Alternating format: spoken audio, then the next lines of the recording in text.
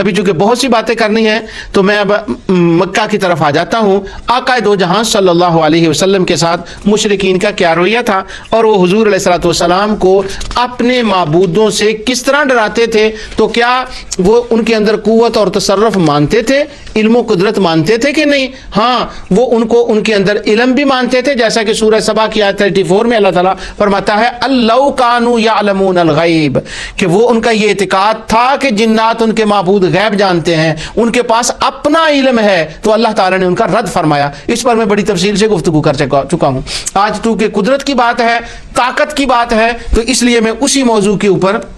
Stick رہتا ہوں. مشرکین مکہ کے سامنے جب نبی اکرم نور مجسم صلی اللہ علیہ وسلم نے اللہ تعالیٰ کی توحید کا اعلان, اپنی رسالت کا اعلان اور آخرہ کا اعلان فرمایا کہ اللہ کو ایک مانو, وہ تنے تنہا پیدا کرنے والا ہے کائنات کو, وہ تنے تنہا چلانے والا ہے کائنات کو, اس کو کسی کی مدد کی ضرورت نہیں, اسی اللہ نے مجھے نبی بنایا ہے, وہی اللہ ہم سب کو دوبارہ زندہ کرے گا, وہی قیامت قائم کرے گا. تو ان سب باتوں کا وہ انکار کرتے تھے اور وہ اپنے معبودان باطلہ کو مانتے تھے. ان کے معبود کون تھے اس کے اوپر بڑی تفصیل سے گفتگو ہو چکی ہے, اب میں دوبارہ اس کو نہیں بیان کرنا چاہتا. یہ سورہ اعراف ہے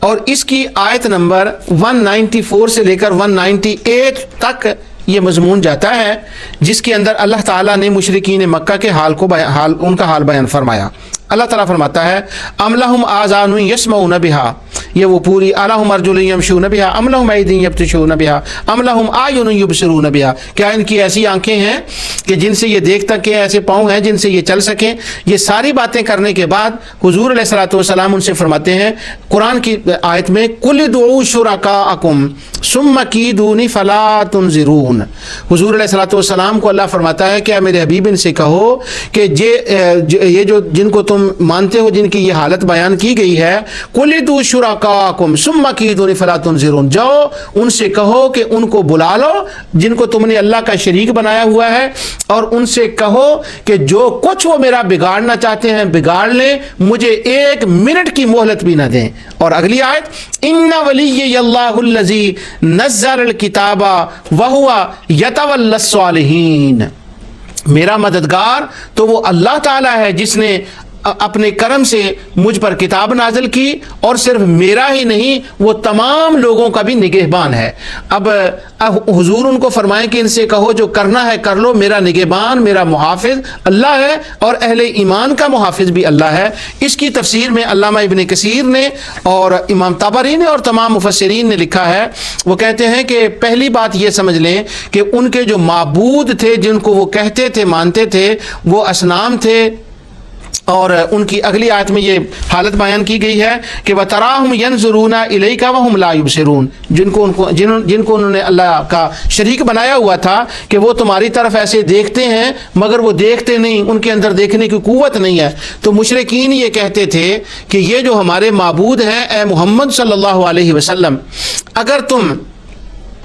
ان کو غلط کہنے سے باز نہ آئے تو یہ تمہیں بیمار کر دیں گے, تمہارا نقصان کر دیں گے. تو جب انہوں نے حضور علیہ الصلوۃ والسلام سے ایسی باتیں کی تو ان کے جواب میں حضور نے فرمایا کہ جاؤ ان سے کہو جو کرنا ہے کر لو, ان ولی اللہ الذی نزل الکتاب, میرا ولی میرا مددگار اور میرا محافظ وہ ہے جس نے میرے اوپر کتاب کو نازل کیا ہے. تو علامہ شوکانی کہتے ہیں اس آیت کی تفسیر میں ادعوا شرکاءکم الذین تزعمون ان لهم قدرۃ علی النفع والضر, کہ وہ کہتے ہیں کہ حضور علیہ السلام نے فرمایا کہ تم اپنے ان شریکوں کو بلا لو جو تمہارے زہم میں تمہارے الہ ہیں, اور ان لہم قدرہ, اور ان کو قدرت ہے نفع اور نقصان کی. یعنی علامہ شوکانی نے وضاحت کر دی کہ وہ کہتے تھے کہ ان کے اندر نفع نقصان کی قوت ہے اور یہ کر سکتے ہیں. اب اگر آج لوگ یہ کہیں کہ نہیں جی وہ تو صرف ان کو وسیلہ مانتے تھے, اس پر میں آگے چل کر بھی بات کرنے والا ہوں کہ وہ تو صرف ان کو وسیلہ مانتے تھے اور کچھ نہیں, نفع نقصان کی قوت تو وہ سرے سے مانتے ہی نہیں تھے ان کے اندر,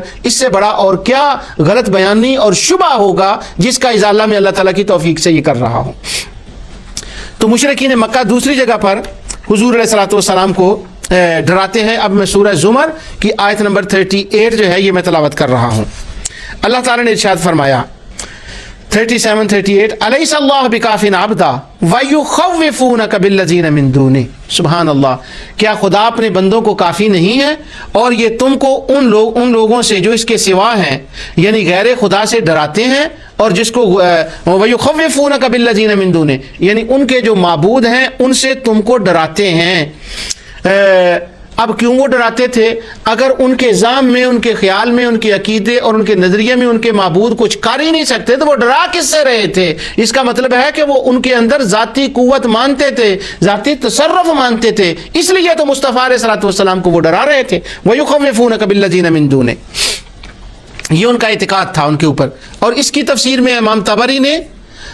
और तमाम मुफस्सिरीन ने जो लिखा है वो ये है, वो कहते हैं कि वयुखव्विफून का माना कि वो हुजूर को कहते हैं कि वो तुमको डराते हैं। वो कहते हैं कि अल मुशरिकून या मोहम्मद सल्लल्लाहु अलैहि वसल्लम बिल्लज़ीना मिन दूनिल्लाहि मिनल औसान। पहली बात तो ये है कि वो जिनसे वो डराते थे मोहम्मद सल्लल्लाहु अलैहि वसल्लम, जो उनके माबूद थे वो औसान थे, तो वो ये कहते थे कि तुसीबा का बिसू, कि ये तुम्हें किसी मुसीबत में गिरफ्तार कर देंगे और तुम इनको जवाब में कहो अल्लाह काफ़ी का। अल्लाह फरमाता है अल्लाह तेरे लिए काफ़ी है, अलैसा अल्लाह बिकाफिन अब्दा, वो तुम्हारे तेरे लिए काफ़ी है। यानी मुशरिक उनको डराते थे मुस्तफ़ा को कि ये तुम्हें किसी मुसीबत में मुब्तला कर देंगे, जैसे पिछली आयत में पढ़ाया हूँ। इमाम तबरी ने कहा कि एक बुत जो उज़्ज़ा था उसको तोड़ने के लिए हजरत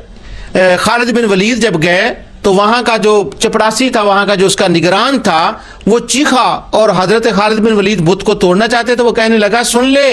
ये बहुत बेपनाह कुव्वत का मालिक है, ये तुम्हारा बेड़ा गर्क कर देगा, अपना हाथ इससे रोक ले, ये तुम्हें नुकसान पहुंचा देगा, खत्म कर देगा, तुम्हें तबाह कर देगा। तो हजरत खालिद बिन वलीद रज़ी अल्लाह ताला अन्हु को तो मुस्तफ़ा ने भेजा था तोड़ने के लिए, जैसे फातिह खैबर हजरत अली रज़ी अल्लाह ताला को भेजा था। उस दिन अगरचे बुत के अंदर जिन था, उस शैतान की ताकत थी, जिन की ताकत थी, मगर आज मुस्तफ़ा ने भेजा था। आज खालिद बिन वलीद अपनी ताकत से नहीं, मुस्तफ़ा की ताकत से और खुदा की ताकत से लड़ रहे थे। उन्होंने बिस्मिल्लाह पढ़ी और अपनी तलवार को उठाया, उसके रेजे रेजे कर दिए और जो जिननी अंदर से निकली उसको भी मार दिया। इससे ये बात जाहिर हो गई, अल्लामा तबरी कहते हैं कि वो जो चीखा चिल्लाया वो इसलिए कि वो मानता था कि इसके अंदर कुव्वत और ताकत है, लिहाजा वो कुव्वत और ताकत मानते थे। अब गुलदस्ता तौहीद को दोबारा पढ़िए, वो कहते हैं लोग शोशा छोड़ते हैं, ये शोशा नहीं छोड़ते, ये कुरान और सुन्नत के अंदर इसके सारे सबूत हैं कि मुशरिकीन इस तरह से मानते थे।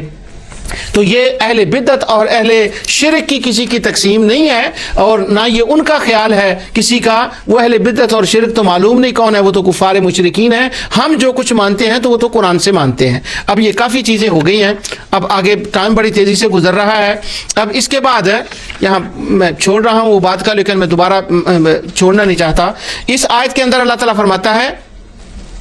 कि इन अरादनी अल्लाह बिदुर्रिन हल हुन्ना काशिफात दुर्रिही औ अरादनी बिरहमतिन हल हुन्ना मुमसिकात रहमती कुल हस्बी अल्लाह। अल्लाह ताला ने फरमाया कि मेरे हबीब इनसे कहो कि अगर अल्लाह ताला मुझे मेरे ऊपर अपनी रहमत के दरवाजे खोलने चाहे या वो कोई तकलीफ देना चाहे तो क्या हल हुन्ना ये मुझे बचा लेंगी? कौन? जिनको तुम माबूद मानते हो, माबूदात मानते हो जिनको, क्या ये तुम वो बचा लेंगी? और अगर अल्लाह रहमत फरमाना चाहे तो क्या ये रोक लेंगे? तो कुल हस्बी अल्लाह, तुम कहो कि मेरे लिए अल्लाह काफ़ी है। इस आयत से ये भी अंदाज़ा होता, पता चलता है कि मुशरिकीन के अक्सर माबूद जो थे वो माबूदात थी। इन यदून मिन दूनिही इल्ला इनासा, तो वो इसलिए यहाँ हुन्ना का लफ्ज़ अल्लाह ताला ने फरमाया जो मुअन्नस का लफ्ज़ है। अब इनके बाद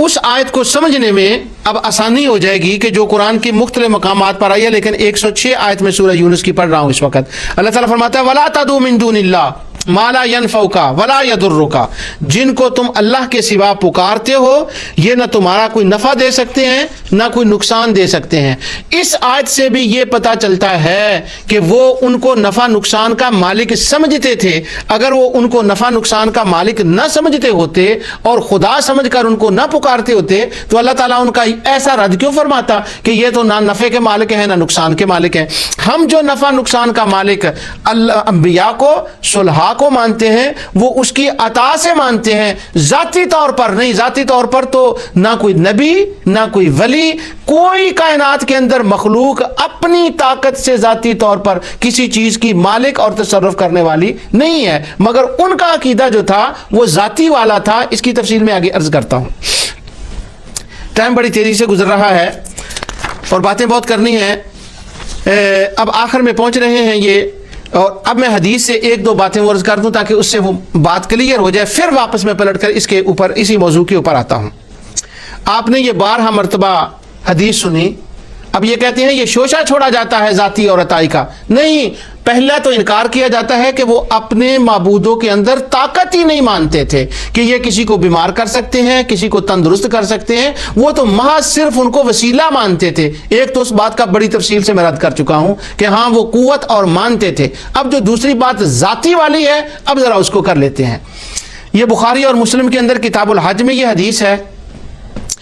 اب یہ جو میں حدیث بیان کرنے والا ہوں، میں نہیں سمجھتا کہ دنیا بھر کے اندر شاید کوئی مسلمان ہو جو اس حدیث سے نہ واقف ہو۔ ہر سارے مسلمان اس کو جانتے ہیں، علماء اس کو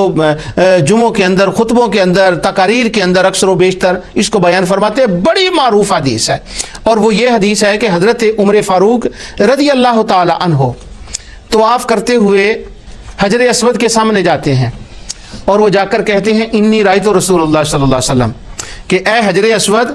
میں جانتا ہوں کہ تو وَإِنِّي لَعَلَمْ أَنَّكَ حجر، میں جانتا ہوں کہ تو فقط ایک پتھر ہے، اور میں تجھے کیوں چومتا ہوں، میں تجھے کیا بوسہ دیتا ہوں، کیوں دیتا ہوں؟ انی رأیت رسول اللہ صلی اللہ علیہ وسلم، میں نے حضور علیہ السلام کو دیکھا کہ وہ تمہیں بوسہ دیتے تھے، تم سے پیار کرتے تھے، ادروائز لا تضر ولا تنفع، میں یہ جانتا ہوں کہ نہ تو نفع دے سکتا ہے نہ نقصان دے سکتا ہے۔ اتنی حدیث تو بڑی معروف اور سب لوگ جانتے ہیں۔ میں جو اس کے اوپر بیان کرنے لگا ہوں وہ یہ ہے کہ حضرت عمر فاروق رضی اللہ تعالیٰ عنہ نے جو یہ فرمایا کہ میں تمہیں اس لیے چومتا ہوں کہ رسول اللہ نے چوما، ورنہ میں جانتا ہوں تو نفع نقصان نہیں دیتا، یہ فرمایا کیوں تھا؟ 1-2-3 درس ہو گئے ہوں گے میرا خیال، میں نے اس پر تفصیل سے بحث کی تھی کہ جیسے قرآن کریم کی آیات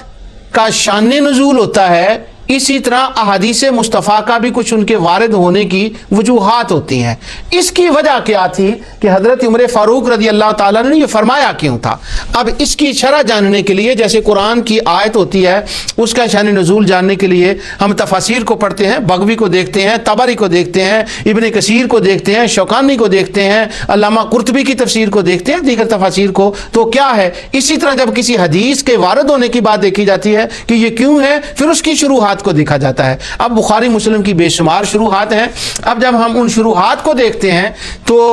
اس میں ہمیں یہ بات ملتی ہے کہ اس کی وجہ کیا تھی، یہ کیوں کہا گیا۔ امام نووی نے مسلم شریف کی جو شرح لکھی ہے، شرح مسلم کے اندر اس کا ذکر کیا ہے،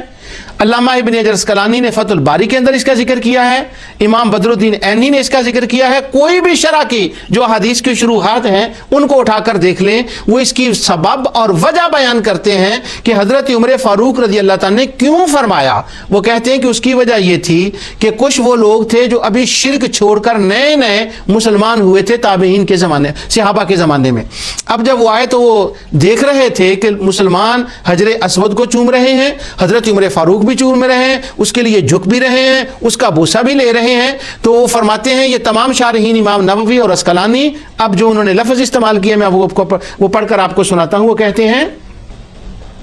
بے شک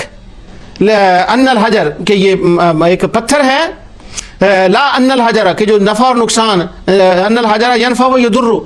بذاتہ، کہ یہ لا ان الحجر ینفع و یضر بذاتہ، بذاتہ بذاتہ، وہ کہتے ہیں کہ حضرت عمر فاروق رضی اللہ تعالیٰ نے جب یہ کہا کہ تو نفع نقصان نہیں دیتا، آپ کے فرمانے کا مقصد یہ تھا کہ تو پتھر ہے، تو ذاتی طور پر نہ نفع دے سکتا ہے نہ نقصان دے سکتا ہے۔ اب ذرا اس بحث کو پڑھیے کہ یہ تو اہل شرک کی تقسیم ہے ذاتی اور عطائی کی، یہ تو اہل بدع کی تقسیم ہے ذاتی اور عطائی کی، تو حضرت عمر فاروق ذاتی اور عطائی کی تقسیم فرما رہے رہے ہیں تو یہ اہل شرک کی تقسیم ہے، یہ اہل بدعت کی تقسیم ہے، یا یہ سیدنا امیر المومنین عمر فاروق اور صحابہ کی تقسیم ہے؟ وہ بذات ہی فرما رہے ہیں کہ لا ان الحجر ينفع ويضر بذات ہی، یہ نفع نقصان نہیں دیتا ذاتی طور پر۔ اور امام نووی، امام عینی، علامہ اسقلانی سب اس کی تفسیر میں لکھتے ہیں کہ حضرت عمر فاروق نے یہ فرمایا اس لیے تھا کہ وہ جو نئے مسلمان ہوئے تھے، جو مشرکین سے آئے تھے، یہ ان کو وہ دکھانا چاہتے تھے، ظاہر کرنا چاہتے تھے کہ لوگوں سن لو، یہ حجر اسود ذاتی طور پر نفع نقصان نہیں دیتا، کما کانت الجاہلیہ تعتقدون الاوثان، جیسے کہ زمانہ جاہلیت میں جو مشرک تھے ان کا اعتقاد تھا کہ ان کے معبودوں کے اندر ذاتی قوت تصرف ہے، وَيُضُرُّ بِذَاتِهِ كَمَا كَانَتِ الْجَاهِلِيَّةُ تَعْتَقِدُونَ فِي الْأَوْثَانِ، کیونکہ وہ اعتقاد رکھتے تھے مشرکین کہ ان کے معبودوں کے اندر ذاتی طاقت ہے۔ اور یہ صاحب گلدستہ توحید یہ کہتے ہیں یہ شوشہ چھوڑا جاتا ہے ذاتی عطائی کا، کوئی ذاتی عطائی نہیں ہے، لیکن یہاں دیکھیں ذاتی عطائی ہے۔ آپ اس حدیث کو بارہ سنتے ہیں اور پڑھتے بھی ہیں، لیکن اس کا دوسرا رخ بھی ذرا دیکھیں کہ عمر فاروق رضی اللہ تعالیٰ نے ان کے وہم کو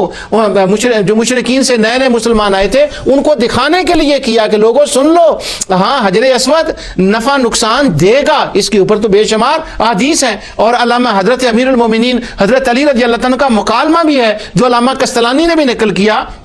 علامہ ابن حجر اسقلانی نے، علامہ عینی نے بھی، گو اس کی ایک راوی کے اوپر انہوں نے بحث بھی کی ہے، وہ ایک الگ مسئلہ ہے، اس کے اوپر بھی میں عرض کرتا ہوں، لیکن یہ مسئلہ اس کے اوپر تو کوئی بحث نہیں کی کہ ذاتی عطائی کی تو تقسیم ہے۔ اگر حجر اسود کے اوپر محدثین، اب میں دوسرا یہاں علامہ غلام رسول سعیدی دامت برکاتہم العالیہ، علامہ سعیدی صاحب جو ہمارے دور کے عظیم محقق اور ہیں، ان کی شرح مسلم سے میں آپ کو بتاتا ہوں، وہ لکھتے ہیں